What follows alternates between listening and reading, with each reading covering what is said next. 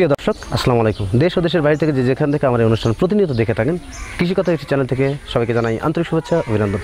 শুরু করছি আজকের প্রতিবেদন, সঙ্গে আছে আমি এরশাদ হোসাইন। প্রিয় দর্শক, আজ আমি আপনাদেরকে নিয়ে আসছি নেত্রকোনা জেলা মদন উপজেলা কুটিরগোনা গ্রামে। এখানে এক ভাই হাঁসের হ্যাচারি গড়ে তুলছেন। যে হ্যাচারির নাম জানাতে হাঁসের খামারের হ্যাচারি প্রোভাইডার মোহাম্মদ আব্দুল কাদের। তিনি হাঁসের বাচ্চা উৎপাদন করেন এবং বিভিন্ন জেলায় জেলায় সেল করে থাকেন। এই হ্যাচারি থেকে হাঁস পালনের বিভিন্ন তথ্য নেব এবং হাঁসের বাচ্চা উৎপাদনের বিভিন্ন তথ্য নেব এবং তার কাছে জানবো তিনি কীভাবে ডিমগুলো পরিশোধন করেন, ডিম কীভাবে হ্যাচারিতে দেন, সেই বিস্তারিত আলাপ আলোচনা করবো তার কাছ থেকে। এবার জানবো, আপনাদের মাঝে উপস্থাপন করার চেষ্টা করবো।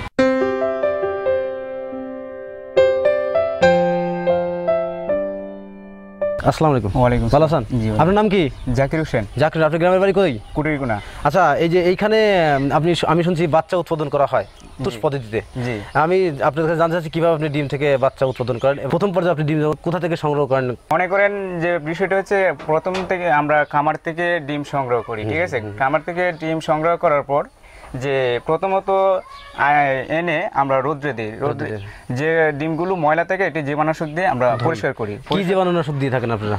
ডেটল দিয়ে আর কি, ডেটল জীবাণুনাশক দিয়ে আমরা এটা পরিষ্কার করে, ডেটল দিয়ে পানির সাথে মিক্স করে সেগুলো পরিষ্কার করেন আর কি। তারপরে জি, তারপর মনে করেন এটা আমরা রোদ্রে দিই। রোদ্রে দিলে তাপ যখন হাত গরম হয় তখন সেখান থেকে পোটলা বেঁধে আমরা এই বক্সে এনে রাখি। আপনার এই বাচ্চা উৎপাদনের অভিজ্ঞতা কতদিনকার? মনে করেন এটা আমার বাবা 1990 সাল থেকে এটা চালু করছে। আমি এখন কর্মরত আছি, আমার বড় ভাই আছে, বুঝছেন? তাই আপনার বাবার পাশাপাশি আপনারা দুই ভাই কর্মরত আছেন বা এটা দেখাশোনা করে থাকেন। তিনি কিভাবে ডিমগুলো সংগ্রহ করেন এবং সেই ডিমগুলো পরিষ্কার করার কিভাবে দিয়ে থাকেন, আমি সেই বিষয়টা তার কাছে দেখবো। আমাকে একটু দেখাবেন। আপনি এই যে সিলিন্ডার এখানে কি করেন? এখানে মূলত এটি তুষ, এই যে এখানে তুষ দেওয়া আছে, ঠিক আছে? মনে করেন যে ওইখানে ডিম আছে, ঠিক আছে? জি, 1 ঘন্টা আমাকে একটু দেখাবেন আর কি কিভাবে আপনি পোটলা বেঁধে দিচ্ছেন আর কি। জি, পোটলা মনে করেন এখানে প্রতিটা পোটলিতে প্রায় 30টা করে ডিম আছে। আপনি পরিশোধন করার পরে পোটলা বাঁধেন, পোটলা বাঁধে কোথায় রাখেন? এই ঝুড়িতে রাখি। সেই জায়গাটা রাখেন, দেখেন আমরা কোন জায়গায় রাখেন? এই যে ওখান থেকে আমি এখানে রাখছেন আর কি। আচ্ছা, আমি তো শুনছি তুষ এবং হারিকেনের মাধ্যমে পদ্ধতিতে আপনি বাচ্চা উৎপাদন করেন। এই যে তাহলে ডিম রাখছেন, হারিকেনটা কোথায় রাখেন? হারিকেনটা ওই একটাতে ডিম আর একটাতে হারিকেন রাখে। আপনি যদি এখানে 10টা সিলিন্ডার থাকে, এগুলো তো সিলিন্ডার বলা হয়, তাহলে 10টা সিলিন্ডার কয়টাতে ডিম দেন আর কয়টাতে হারিকেন দেন? মনে করেন 10টা সিলিন্ডার থাকলে 5টাতে ডিম দেওয়া যায় আর 5টাতে হারিকেন থাকে। এটা আসলে এটা কি স্থায়ীভাবে থাকে না অদল বদল করা হয়? না, 2 ঘন্টা পর পর একটা থেকে আরেকটা মাঝে নেওয়া হয়। এটার তাপমাত্রা নির্ণয় করেন আপনি কিভাবে? তাপমাত্রা মনে করেন প্রথম অবস্থায় 7 দিন, যেটা থেকে 96 ডিগ্রি আর কি তাপমাত্রা রাখতে হয় 7 দিন অবস্থায়। তারপর 10 থেকে 15 দিন বয়স পর্যন্ত মনে করেন যে 98 এর মধ্যে তাপমাত্রা 96 থেকে 2 ডিগ্রি বাড়ানো আর কি, আস্তে আস্তে বাড়ে। তারপর দেখা গেছে যে অবস্থায় বাচ্চা ডেলিভারি হবে সেই অবস্থায় 102 থেকে 103 ডিগ্রি সেলসিয়াসের মাধ্যমে তাপমাত্রা রেখে বাচ্চাটা ডেলিভারি করা হয় আর কি। যাই হোক, আপনি 96 থেকে 98 থেকে 102 এরকম থাকে আর কি। প্রথম 7 দিন আপনি এখানে রাখলেন, তারপর বৃদ্ধি করতেছেন আর কি। আপনারা মূলত কি জাতের বাচ্চা উৎপাদন করে থাকেন? প্রথমত আমরা 4 জাতের বাচ্চা উৎপাদন করে থাকি। কি জাতের? Khaki Campbell, Jinding, Indian runner, Beijing. কেন ইনকিউবেটর দিয়ে বাচ্চা করেন না, তুষ পদ্ধতিতে বাচ্চা কেন উৎপাদন করেন? মনে করেন যে বিষয়টা হচ্ছে ইনকিউবেটর কিন্তু একটা আধুনিক পদ্ধতি, ঠিক আছে? আর আমাদের যে বিষয় যে প্রাচীনতম পদ্ধতি, মনে করেন ইনকিউবেটর বাচ্চা অনেকটাই মনে করেন সুস্থ সবল হয় না। মনে করেন ইনকিউবেটর বাচ্চা যদি ফোটানো হয়, মনে করেন নাভিগুলো অনেকটাই কাঁচা থাকে। আপনি কি মনে করেন যে ইনকিউবেটর বাচ্চা ভালো না তুষ পদ্ধতির বাচ্চা ভালো?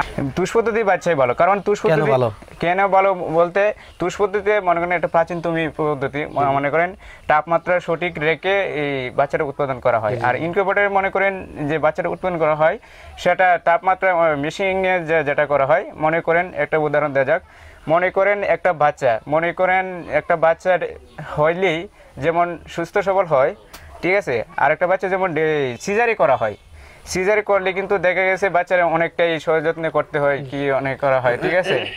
আর যেমন করেন এটা কিন্তু এটা প্রাচীনতম পদ্ধতি।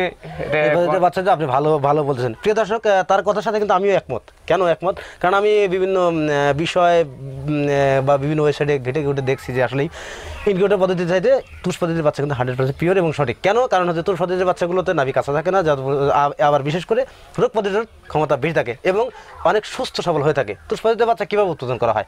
তুষ পদ্ধতির বাচ্চাগুলো উৎপাদন করা হয় মুরগি দিয়ে, যেমন বাচ্চাগুলো একটা পাত্রের মধ্যে ডিম দিয়ে বাচ্চা উৎপাদন করা হয়, মুরগি যেমন উৎপাদন করে ঠিক সেই পদ্ধতিতে, সেই ম্যানুয়াল পদ্ধতিতে আর বাচ্চা উৎপাদন করা হয়। 2 ঘন্টা পর সিলিন্ডার চেঞ্জ করে দেওয়া হয়।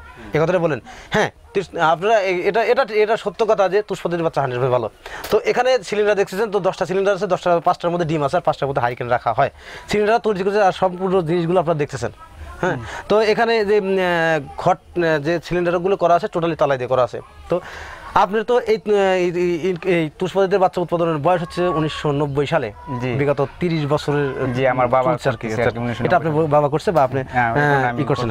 আচ্ছা, আপনার তো এই যে আমাদের বেকারত্ব সমাজ, বেকারত্ব দেশ, এই দেশের বাচ্চা উৎপাদন করে মানুষকে দিচ্ছেন এবং তা বেকার সমাজকে অনেক লাভবান করতেছে বা আমাদের দেশকে অনেক দূরে অর্থনৈতিক দিক থেকে অনেক দূরে আগানো সম্ভব। আর এখান থেকে যে পরিমাণ মাংস এবং আমিষের চাহিদা পূরণ হচ্ছে, তা আশা করি যে আমাদের বাংলাদেশে অতি দ্রুত আমিষ বা মাংসের চাহিদা পূরণ হবে বিভিন্ন এই খামার থেকে। তো এতে আপনার গুরুত্বপূর্ণ ভূমিকা আমার রাখছেন, ধন্যবাদ জানাই আমার কৃষি কথা ইউটিউব চ্যানেল থেকে আপনাদেরকে যে আপনারা এত পরিশ্রম করছেন। আচ্ছা, এই যে বাচ্চাগুলো উৎপাদন করেন, এই বাচ্চার রেটটা দেন কত করে? আর মনে করেন খাকি ক্যাম্পেল রেট কত? খাকি ক্যাম্পেল যেটা খাকি ক্যাম্পেল এ গ্রেড যেটা মহিলা, এটা আমরা রেট ধরতেছি একদিন বয়সেরটা 35 টাকা। 35 টাকা দিয়ে দিচ্ছি। আর যেটা পুরুষ, এটা পুরুষটা হচ্ছে 25 টাকা পিস। এভারেজ কত করে নেন? এভারেজ 30 টাকা পিস। এই যে ইন্ডিয়ান রানার বা বেজিং বা জিন্ডিং, এগুলোর রেট কত করে? জিন্ডিংটা খাকি ক্যাম্পেলের মতোই, মনে করেন মহিলাটা 35 টাকা আর এভারেজটা মনে করেন 30 টাকা। বাছাই করেন কিভাবে আপনারা? বাছাই করেন মনে করেন আমাদের পুরুষ মহিলা বাছাই করে আমরা বিক্রি করি। কিভাবে? কোনো মেশিনের মাধ্যমে বাছাই করেন না? আমরা নিজেরাই হাতের মাধ্যমে ম্যানুয়ালি বাছাই করেন। এটা কতটুকু নিশ্চয়তা দিতে পারেন টোটালি সম্পূর্ণ 100%? আমি যেটা মনে করেন আমি আশা করলে আমরা যেহেতু মানুষের মাধ্যমে করা হয়, মনে করেন 99% আমরা গ্যারান্টি দিতে পারি। মানে একটা ভুল যেতে পারে। প্রিয় দর্শক, ম্যানুয়াল পদ্ধতিতে সব জিনিস ভালো, যেমন ম্যানুয়াল পদ্ধতিতে বাচ্চা উৎপাদন করা ভালো, ম্যানুয়াল পদ্ধতিতে চেক দেওয়া ভালো। এতে এক পিসও পুরুষ যাওয়ার কথা না যদি আপনি মহিলা চান, এবং যদি আপনি আবারও চান সেটা আবারও দেবে। তো দামটা জানলেন, তবে আরেকটা কথা গুরুত্বপূর্ণ না বললেন না, দামটা কিন্তু অবশ্যই ওঠানামা করে, কারণ কাঁচামালের জিনিস একদিন বাড়ে একদিন কমে। 35 টাকা 30 টাকা হতে পারে, 28 টাকা হতে পারে বা 40 টাকা হতে পারে। জি, এটা ওঠানামা করে। তো প্রিয় দর্শক, বাচ্চা উৎপাদন করা তুষ পদ্ধতির আপনারা বিভিন্ন জায়গায় দেখছেন তুষ পদ্ধতির বাচ্চা বা ইনকিউবেটরের মধ্যে দুই ধরনের বাচ্চা উৎপাদিত হয়। আপনারা বৈজ্ঞানিক পদ্ধতির মতটা একটু দেখবেন, বা ওয়েবসাইট আছে, যেমন কৃষি বিষয়ক ওয়েবসাইট আছে, সরকারি ওয়েবসাইট, সেখান থেকে আপনারা তথ্যগুলো পাবেন, সঠিক তথ্য। এবং এখানে খাকি ক্যাম্পেল, ইন্ডিয়ান রানার, বেজিং ইত্যাদি বাচ্চা উৎপাদিত হয় এবং সেটা সুলভ মূল্যে বিক্রয় করা হয়। তো আপনার যাদের বাচ্চা প্রয়োজন, ভাইয়ের সাথে যোগাযোগ করবেন, ডিসক্রিপশনে নাম্বার দেওয়া থাকবে এবং ভিডিও স্ক্রিনে তার নাম্বার দেওয়া থাকবে। সেটাও স্থান নেত্রকোনা জেলা মধুপুর জেলা কুটুরিকোনা গ্রামে মসজিদের পাশে। আপনারা দয়া করে সেখান থেকে বাচ্চা সংগ্রহ করতে পারবেন। প্রিয় দর্শক, আর যে পর্যন্ত দেখা হয় পরবর্তী ভিডিওতে। ভালো থাকেন, সুস্থ থাকেন, আল্লাহ হাফেজ।